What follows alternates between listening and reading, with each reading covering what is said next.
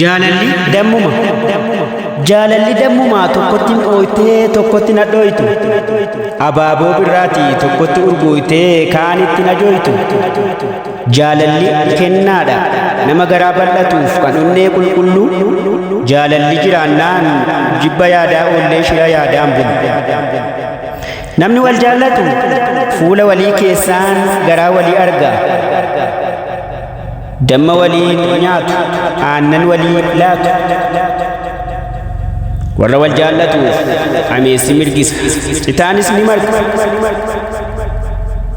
Jaalalli milkiidha siidaa injifannooti. Silaa maalumaafuu jaalalatu hangafa. Garuu waan ta'e hin beeku jaalala caalamu jibbaatu namaaf laafa.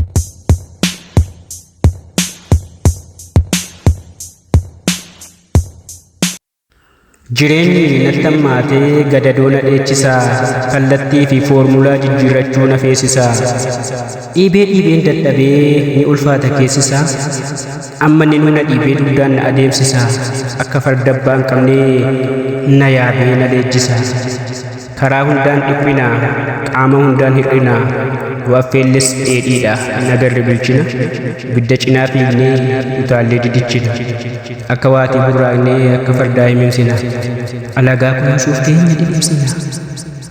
Bakka itti tufnu dhabnee akkee liqimsina. Kaleen keenya lamaan karaa baate. Akka garaan taane akka yaraa taate.